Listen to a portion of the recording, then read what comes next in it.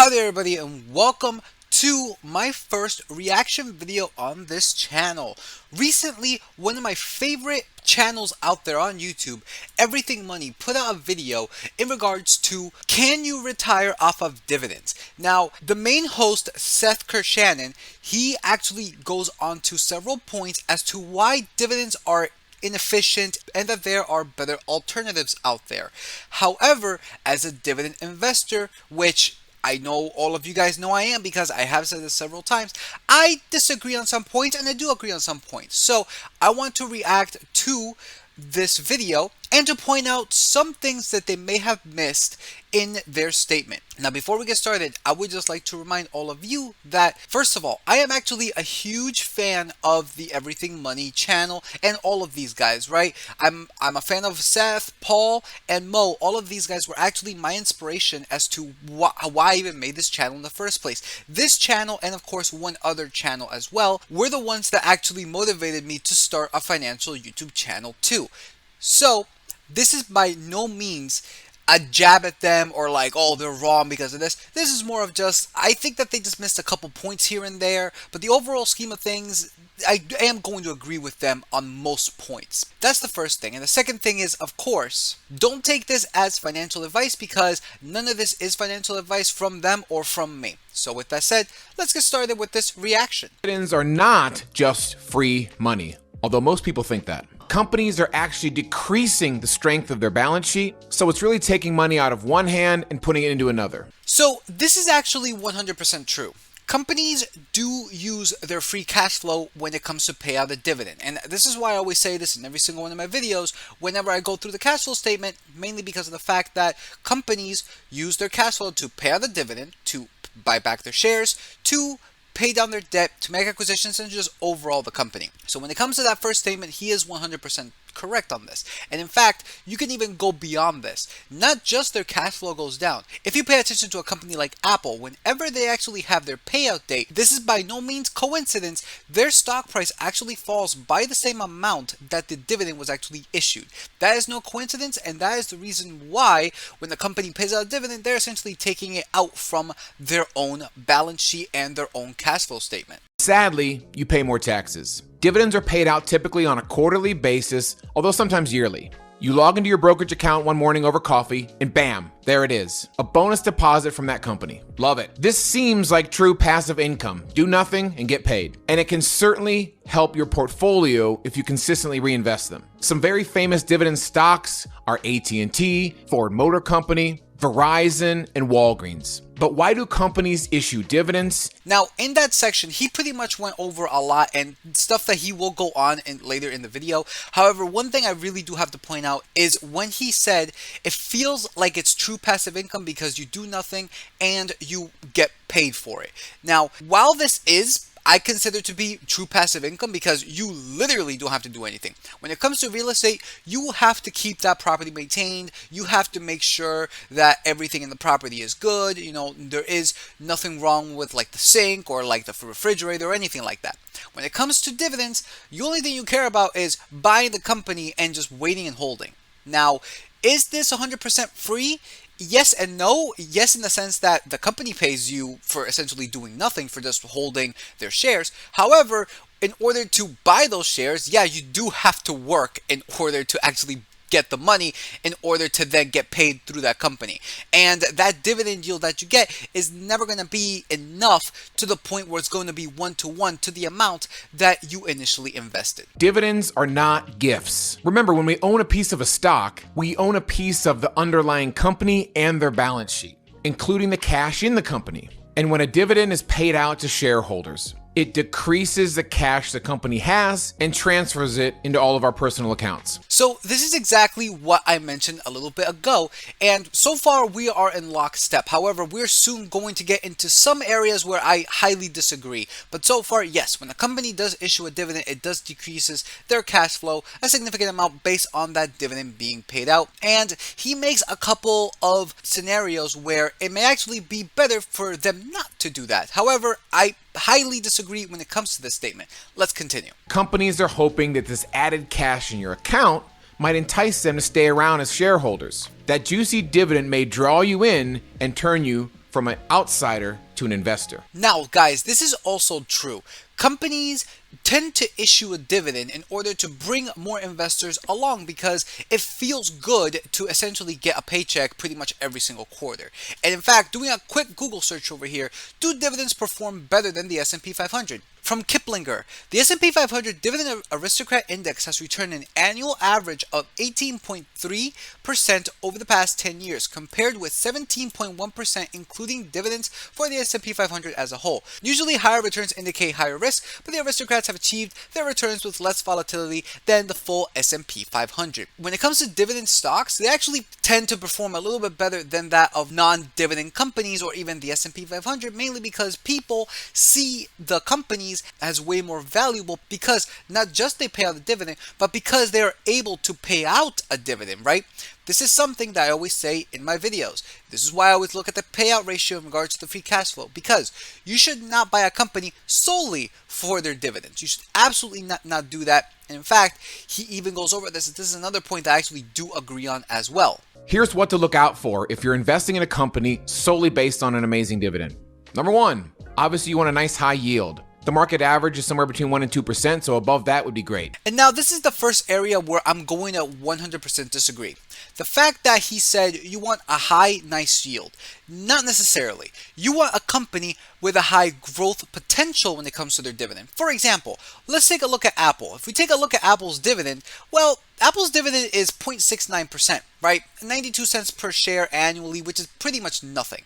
However, look at their 5-year growth rate, guys, on this dividend increase. It's 8.75%, which is actually very, very good. Let's actually take a look at, guys, at another company that pays a pretty tiny dividend as well, but the 5-year growth rate is also huge, and that is Visa Incorporated. If we actually take a look at their dividend, well, it's a 0.78%, 38 cents per share for an annual payout of $1.50.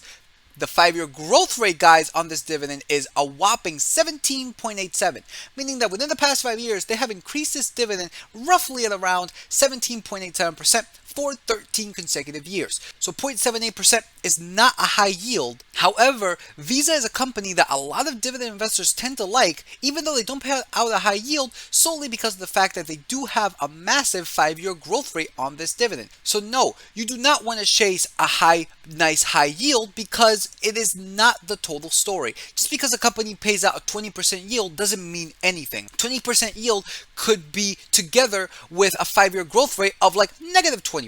So you do not necessarily want a nice high yield. You want more of a consistent growth with a moderate 5-year growth rate on the dividend. The market average is somewhere between 1% and 2%, so above that would be great. And number two is a proven track record in history that company has been paying out that dividend for a consistent amount of time. And that second point of the consecutiveness of the track record of the company paying out this dividend is something that, again, I also tend to look at. You don't want a company that has, 1 or 2 years of paying out a dividend, right? You want a consistent growth when it comes to this dividend. That's why also, when I show you guys my analysis, I go over the dividend growth. And whenever they have a dividend growth of 0, I usually tend to show all of you guys as well the dividend history to see any anomalies where they have missed out a dividend and as to why they actually missed out this dividend. So yes, when it comes to his first point, I'm actually disagreeing, because you don't just want to chase a high yield, you want to chase a moderate yield or even a smaller yield if it means that you have a 5-year growth rate that's pretty high. And on the second one, I highly agree with that one, because you want a company with a good solid track record when it comes to issuing this dividend. This will help us with predicting future payouts. And 3, and most importantly, does this company have the free cash so they can afford this dividend payment to shareholders? And with that last point, I also highly agree with, because in my analysis, I always go over the payout ratio in regards to the 5-year average free cash flow. I normally like to buy anything under 60, guys. So anything above 60 is a little bit concerning. Anything above 80 or 90, that is just very, very concerning, assuming that it's not a REIT, because REITs actually follow a different form of paying out a dividend, but I will go over why REITs are slightly better. Remember, your dividend is not guaranteed, so be careful. It solely depends on the company's free cash flow. Dividends are paid out from the company's stockpile of available cash. And if you haven't guessed it already, Negative or inefficient free cash flow means that glorious dividend isn't going to land in your wallet anytime soon. And that right there, it is why I'm always saying you have to look at the free cash flow. You want the cash flow to be increasing year over year at a consistent rate, because consistency is key, especially if you're looking out for a dividend. If it's anything like the company Geo Group, then you better watch yourself. Watch yourself! Geo Group is a publicly traded corporation that invests in private prisons and mental health facilities. They drew people in with this massive dividend, upwards of 20% at times, then proceeded to completely eliminate it after disastrous quarterly earnings. The stock has yet to reach previous highs after leading these investors on, yada yada. So the stock crashed and you lost out on that juicy dividend you were looking for. And Geo Group is actually a company that if you actually would have followed the first 3 steps that he said when it comes to what you should be llooking for a company when it comes to a dividend, number 1 being a high fat yield, number 2 consistency, and number 3 can they actually afford it, you could have actually seen that they actually couldn't afford it, and actually the fact that they weren't as consistent when it comes to this dividend at all. So looking at this company's dividend history, we can see that the graph is pretty much all over the place, right? It says over here quarterly, yet we see in some cases that they only paid it out twice a year. So right then and there, that would have been a huge red flag as to why you should not invest in Geo Group, number 1, for a dividend, because it's just not consistent enough. And in fact, coming over here to their income statement, we can actually see their funds from operations, where they essentially didn't have any values for the past 2017, 2018, and 2019. So right then and there, when it comes to a fundamental perspective, I would have pretty much just said this company can 100% not afford this dividend, solely because of the fact that, well, it's one, not consistent, so that's already there a red flag. It says it's paying out quarterly, yet it's not. And second of all, the fact that their FFO and even their AFFO was 0 in 2017 and in 2018. And those who bought on fundamentals might not even care if that dividend can't be paid out in the future. And remember, over time, the growth of the company is reflected in its long-term stock price, which can help you even more than a small dividend. Now, even though what he just said is true, that the overall value of the company will be projected in their stock price, this is kind of a little bit misleading in a way. Mainly because of the fact that this ticker price is not 100% reflective as of the company's fundamentals. Even though the fundamentals are the underlying basis of what the stock price should be, the market is volatile and this ticker price changes based on sellers and buyers. For the past 2 years, we just saw a massive run up after the COVID crash, air quotes, bringing pretty much every single tech company and even companies that weren't valuable up to all-time highs. As you can see right here, Apple on the 52-week range, it is up $182.94. However, currently, guys, it is $135.43. So while the fundamentals actually do drive the underlying principle of the share price, the fact of the matter is that this is not something that you have control over. Yes, over time, your stocks will appreciate in value.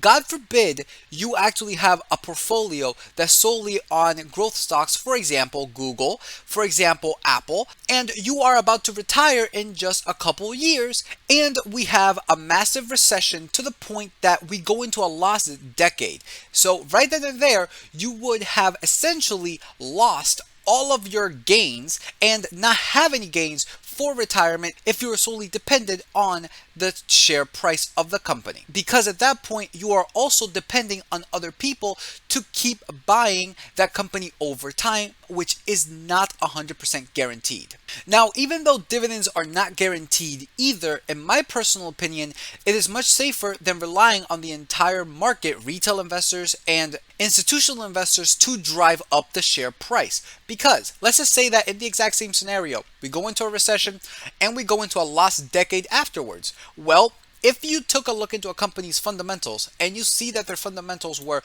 pretty consistent overall, right, and they have a pretty good track record in keeping this dividend payment pretty much every single year and increasing it even though it's slightly over the past years, essentially you are getting that payment back even though your portfolio has not grown in the past 10 years. Upset folks recently was this whole AT&T Discovery Channel spinoff. Basically, AT&T owned Warner Media, they spun it off, sold it to Discovery Channel, and they made this new company. AT&T in turn cut its dividend from 8.2% down to 5.7%, a pretty substantial reduction. And I'm going to be 100% true with you guys. When AT&T actually did this, I sold out. However, I am actually fairly happy that they actually ended up cutting this dividend to around 5.7%. Mainly because of the fact that AT&T, guys, has a ton of debt. How much? Well, out of the total telecom companies, AT&T pretty much has the highest amount of debt, at a total debt currently at a whopping $237.59 billion in debt. By far one of the biggest indebted companies pretty much out there in essentially all of the S&P 500. So when they actually cut this dividend, I was actually fairly happy about it. Now, why did I sell? Well, the fact of the matter is that I actually bought AT&T because they owned Warner Bros. Media, right? They owned HBO, and I thought that was kind of cool. So now that they didn't have it anymore, I was just like, I already have a telecom company in the likes of Verizon. So why would I want another telecom company when the reason why I bought them was actually because of the fact that they owned HBO? You know, I'm a big fan of Game of Thrones, except for the last 2 seasons, but let's not get into that right now. And when they spun it off, I just figured the reason why I bought it, for some of that ownership of HBO, I no longer have it. There really is no reason for me to hold it. I did not sell this solely because of the fact that they cut their dividend. Again, I'm actually fairly happy that they cut out their dividend. In fact, I'm going to say this right now. I hope that they cut their dividend even more because they need to bring down this debt, guys, a huge amount.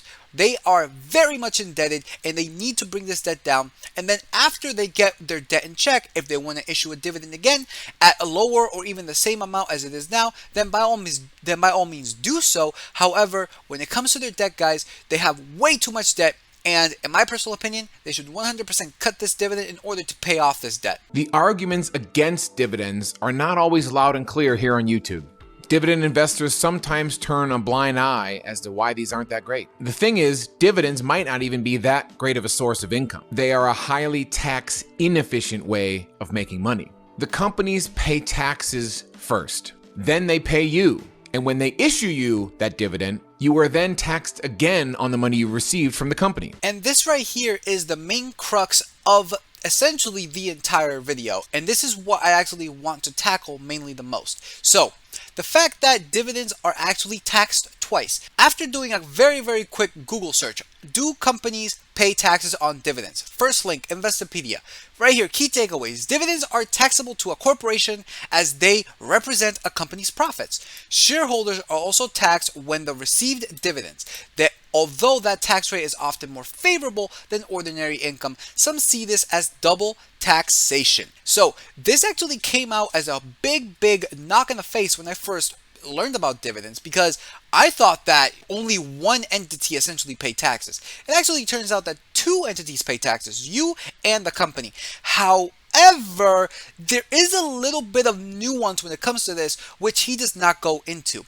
And that is the fact that the tax rate on dividends are actually a little bit more favorable. Actually, the tax rate on dividends to you are a lot more favorable than normal active income actually is. Over here in NerdWallet, we actually have the tax rate for the 2021 tax year when it comes to dividends. And as we can see right here, there is only 3 brackets when it comes to getting taxed on dividends. 0% if you're filing single for the first $0 to $40,400, 15% from $40,401 all the way up to, guys, $445,850, and 20% if it's anything beyond that point. And this frame actually gets bigger if you're filing married. Now compare this, guys, to the active income tax rate, where for the same amount, let's say for the first $40,000, if you actually go to work, a 9-to-5 job, you actually get taxed, guys, at 22% between $40,000 all the way up to $86,000, where again, as in dividends,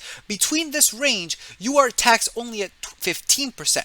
So this is actually significantly lower than that of the active income. But now most of you guys are probably saying, well, you're still getting taxed twice, right? You're still getting taxed at 15% over here, assuming that you make between $40,000 to $445,000, which, by the way, getting taxed only at 15% for $440,000 is significantly better than getting taxed at 35% for the exact same income. Just saying.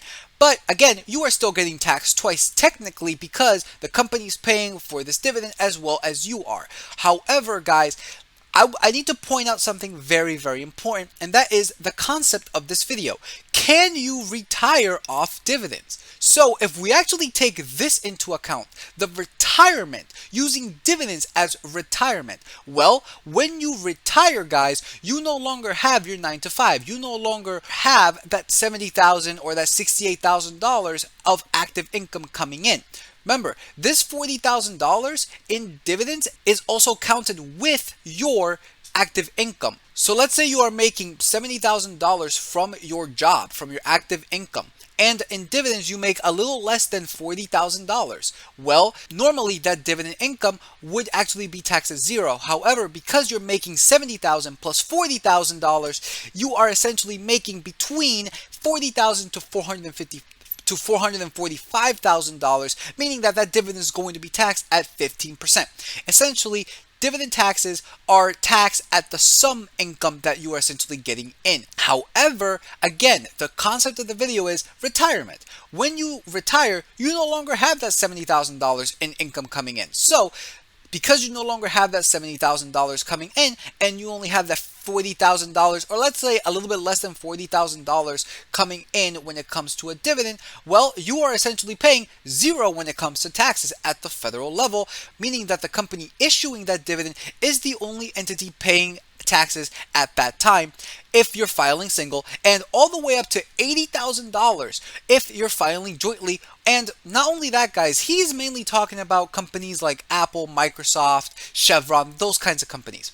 REITs, on the other hand, real estate investment trusts, actually get taxed at a different rate and are actually more favorable when it comes to taxation rather than those companies, because, well, REITs are actually forced by the government to pay out minimum 90% of their income to their shareholders. So right then and there, they actually get a tax write-off because they issue majority of their income in the form of a dividend. In fact, again, doing a basic Google search, how REIT dividends are taxed.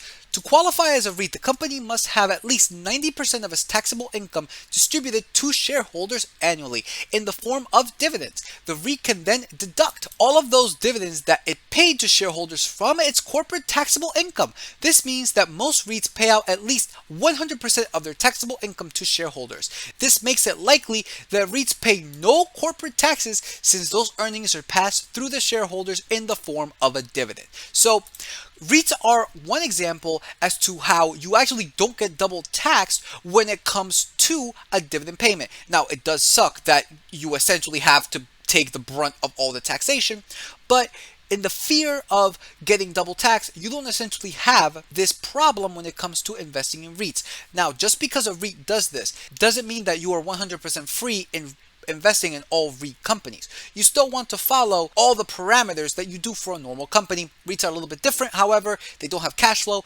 but you can still look at their FFO and P to FFO and also AFFO to make sure that they're able to afford this dividend, and as well look at their net asset value to determine a correct price to buy a company. Right here, for example, I have Realty Income Corp. Is $64.80 a good price? I don't necessarily know. They pay out a 282.45% in their payout ratio. This is actually normal. They've actually had 25 years of consecutive growth when it comes to this dividend, making them a dividend aristocrat, making them actually a pretty reliable source when it comes to a dividend, right? 25 years is nothing shabby, and a 3.75% could be better, but it's not too bad either. And on top of that, they also have a 4.2% yield for this 25 consecutive growth years in dividends. While dividends might pay off for you in the short run, we personally feel you shouldn't be chasing companies solely for that dividend. Because as co-owners, shareholders of a great company, who can also get a great return on invested capital, say around 12%, meaning they take their money and go make more money with the money by expanding it, offering new products, increasing marketing, and just generally growing. As a shareholder, you really don't want that company to be paying out a dividend. Sure, once again, you do not want to buy a company solely for their dividend. That is a really, really bad situation to put yourself in because you might end up like Geo Group. However, at the same time, the fact of the matter is that, yeah, a company will take that cash flow, put it back into themselves and grow, but that does not necessarily mean that the share price will go up. Yes, over time, over 20, 30 years, it should go up. As I pointed out before, within 2000 to 2012, or roughly 2012, the S&P 500 essentially went nowhere. Could you imagine if you were trying to retire within 5 years from 2000? You essentially could not retire from your portfolio alone after the crash of .com, because you not only lost your entire gains from the .com bubble bursting, on top of that, the market did not recover up until 2012. So I understand what he's saying. However, on the grand scheme of things, you do not have control what the price actually does. You want to buy into safe, reliable companies because this means that they will not go bankrupt, and that this means technically that they should go up. However, investor sentiment is something that could flip on a dime any moment. I mean, look at what we have just been seeing within the past couple weeks when it comes to the market, right? I understand that most companies were overvalued. I fully understand that. And if you bought in at the all-time highs, then you are pretty much in the red right now. That is just more credence to what I am saying, because people who thought that the market would continue to go up, people who are probably going to retire now, well, their 401ks and their Roth IRAs or their portfolio in general are probably in the red. As a shareholder, you really don't want that company to be paying out a dividend, especially with a low rate of like 3%. So again, and also here's the other thing as well. When a company issues a dividend, it is essentially them having way too much money for them to actually reinvest back into themselves. It's so much money that they don't even know what to do with it. So they just issue a dividend because they have nothing else to do with that money. and my options are take that free cash and grow our company at a 12% clip, or pay out all the shareholders with that free cash at a 3% clip. This is the dilemma. If my option is to issue a payout or grow the business at a higher rate of return, I say let's grow, baby. And if you purely wanted to retire and live off dividends, here's what it would take. Say right now you make $100,000. 40 years from now, you'd need to make around $400,000 a year to keep that same level of wealth, respectively, adjusting, of course, for inflation. So if you need 400 grand and the average dividend is around 3%, you'd need to have over $13 million purely invested in dividend stocks, and you can never touch the principal. And here is something that I'm actually going to highly disagree with. The fact that you need $13 million to survive off of dividends. The fact of the matter is, guys, this is not true. At least for me, I only need around $80,000 or so to essentially live comfortably, right? So that's just me personally. On top of that, guys, you actually do not need $13 million to retire and live comfortably off of dividends. In fact, I actually have this calculator here. Shout out to Dividend Growth Investing. He actually gave out this calculator for free. Check out his channel, showing how much dividends you will get every single year, assuming a basic annual deposit and a yield as well. And if we actually come over here, again, for my personal situation, me only needing around $80,000 in order to survive, well, this would actually put me at around $2.4 million invested in order to get an $80,000 dividend per year. And on top of that, guys, looking at this $100,000 as well, it's only about $3 million. Now, what he does have correct, though, is the fact that if you want to make $400,000 in dividends, you actually do need around $13 million. That is 100% correct. However, he said if you make the $100,000 today and then adjust it for inflation in the future at $400,000. The problem is that, again, that's not taking into account the fact that companies grow their dividends pretty much every single year. That is how they actually get their status as a dividend aristocrat and dividend kings. In fact, just this year alone, guys, we have had a plethora of companies raising their dividends. Here are a couple examples. Lowe's raises dividends by 31% to $1.05, up from the prior 80 cents. We got United Health raising a dividend 14% to $1.65, up from the prior $1.45, and Costco raising it 13.9% to 90 cents per share, up from 79 cents per share from the prior dividend that they used to issue. So yes, I understand that you do need a lot of money to get $400,000 in dividend income. However, guys, you really don't have to, right? And even when you actually want this $400,000, understand that companies will raise their dividends if they are able to, assuming that they have the free cash flow. That's how you want to invest in companies that have the free cash flow in the first place, essentially making this $400,000 easier to achieve. And as even more proof as to why you actually don't need $13 million to retire off of dividends, one of my favorite channels as well is Gen X Dividend Investor. This guy retired a couple of years ago and is solely living off of dividends today. And if you guys actually see his videos, he is making around $80,000 or so, and he has around, I believe, close to $2 million invested. So again, you can 100% live off of dividends, and you do not need an arm and a leg, $13 million to essentially survive off of dividends. And on top of that, guys, if you do want to make several $100,000 in dividends, essentially companies will aid you in that process as well. So be careful chasing those dividend stocks. Make sure the companies have enough free cash flow and it's not eating up a ton of it. And I'd be hesitant to buy into companies with terrible fundamentals just for a great dividend. And that final part, I 100% agree with. You should not chase a company just for its dividend. You should make sure that their fundamentals actually line up and make sure that they are able to afford this dividend in the first place. Aside from that, guys, that is essentially my reaction to their video. Again, I like them a lot. They're a great channel. Again, my inspiration to even make this channel that you're watching right now.